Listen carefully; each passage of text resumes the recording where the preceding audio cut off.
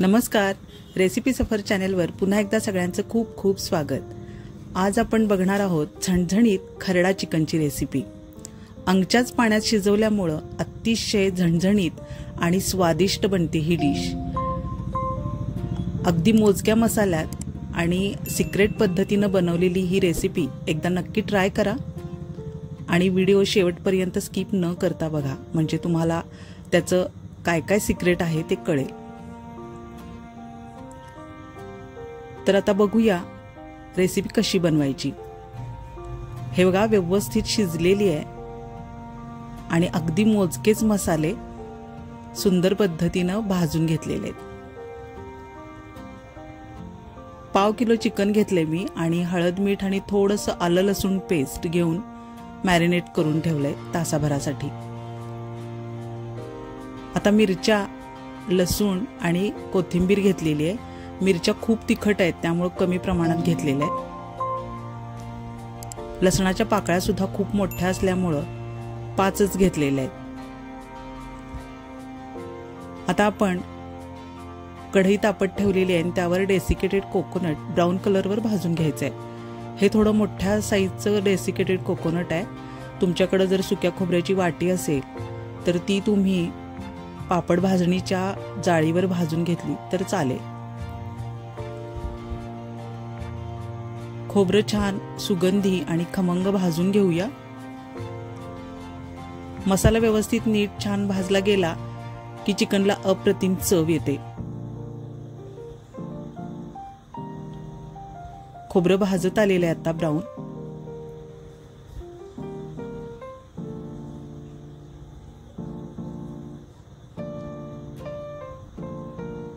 आता हे आपण मिक्सरच्या भांड्यात काढून घेऊया।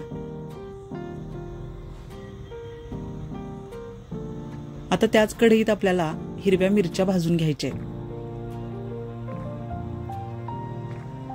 तुम्हाला जर कच्च्या मिरच्यांची पेस्ट आवडत असेल तर तशीही तुम्ही टाकू शकता, पण चिकन बरोबर ती नीट भाजून घ्यायला लागेल। थोडंसं तेल टाकूया म्हणजे मिरच्या व्यवस्थित भाजल्या जातील। रेसिपी सफर चॅनेल नक्की सबस्क्राइब करा, बेल आयकॉन प्रेस करा, म्हणजे नवीन व्हिडिओचं नोटिफिकेशन तुम्हाला सगळ्यात आधी मिळेल। आमच्या चॅनेलवर अपलोड झालेल्या इतरही रेसिपीज नक्की एकदा चेक करा आणि त्या प्रमाणात ट्राय सुद्धा करा। आता लसूण भाजायला टाकलेला आहे।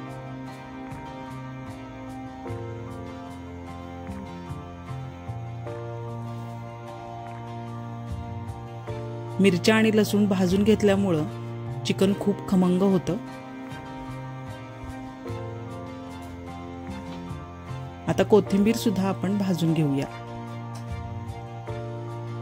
कोथिंबीर जर तुम्हाला जास्त प्रमाणात आवडत असेल तर त्या प्रमाणात तुम्ही घेऊ शकता।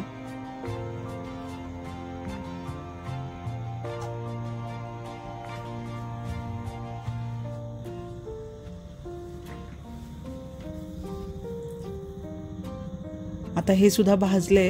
आता खोबऱ्यावरच आपल्याला हे सुद्धा मिक्सरच्या भांड्यात काढून घ्यायचंय। आता एक मोठा चमचा धणे भाजायला घेतलेले आहेत मी। धणे अजिबात करपू द्यायचे नाहीत, मंद गॅसवर हे सतत हलवत राहणं भाग आहे। सुगंध यायला सुरू झाला की धणे सुद्धा आपल्याला मिक्सरच्या भांड्यातच काढून घ्यायचे आणि सगळं एकत्रच वाटून घ्यायचंय।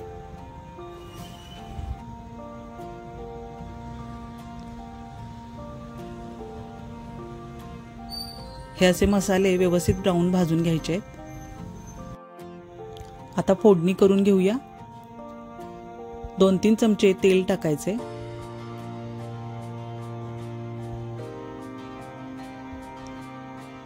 चिकन ज्या प्रमाणात असेल त्या प्रमाणात तुम्हाला तेल कमी जास्त करायला लागेल। आता जिरे टाकलेले आहेत फोडणीवर, दालचिनीचे तुकडे, जायपत्री, लवंग, मिरे आणि तमालपत्र। जायपत्री वापरल्यामुळे मसाल्याला अतिशय सुंदर सुगंध येतो, त्यामुळे जायपत्री अजिबात स्किप करू नका। आता हा वाटून घेतलेला सगळा मसाला आपल्याला फोडणीत व्यवस्थित परतून घ्यायचा आहे। खूप सुंदर सुगंध येतोय। खूपच छान सुगंध सुटलाय।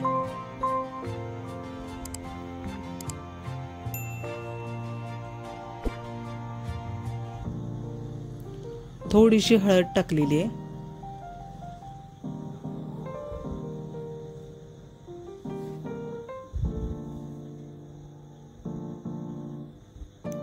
ताजा खडा मसाला वापरल्यामुळं चिकनला एक सुंदर स्वाद येतो।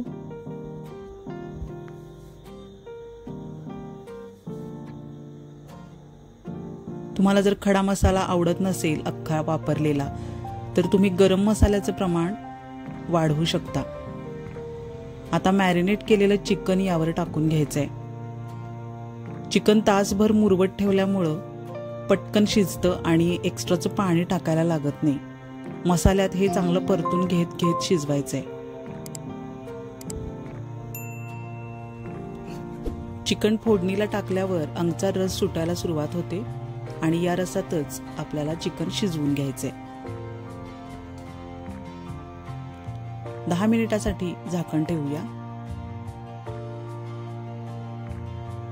आता 10 मिनिटांनंतर आपण उघडून बघत आहोत। हे मसाल्याचं भांड धुवून घेतलेलं आहे थोडंसं चमचाभर पाणी टाकून। अजून एक्स्ट्राचं पाणी अजिबात टाकू नका।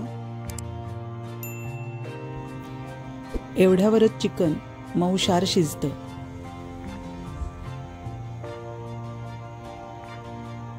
मधून मधून हलवत राहणं गरजेचं आहे म्हणजे मसाला व्यवस्थित आतपर्यंत मुरतो।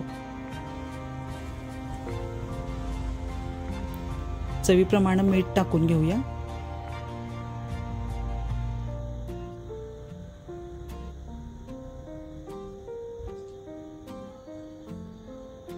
आणि आता हे सगळं व्यवस्थित मिक्स करून घ्यायचंय। बघा मसाला व्यवस्थित कोट झालेला आहे।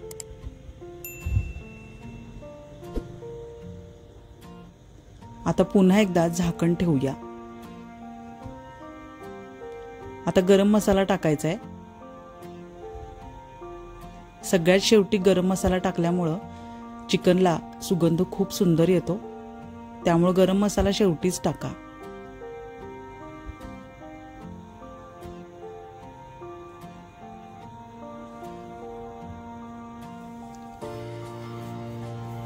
पुन्हा एकदा झाकण झाकूया 10 मिनिटांसाठी।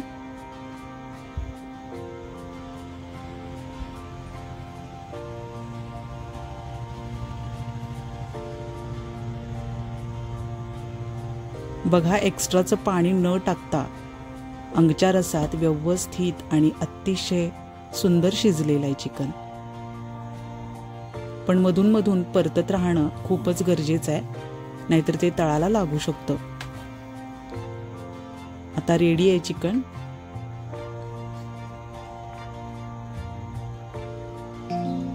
आता आपण चेक करूया शिजलं का ते।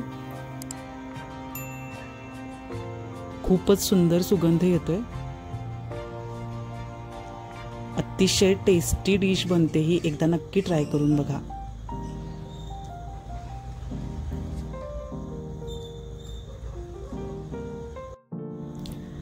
वाव, खूप सुंदर सुगंध येतोय आणि खूपच टेस्टी झालंय चिकन।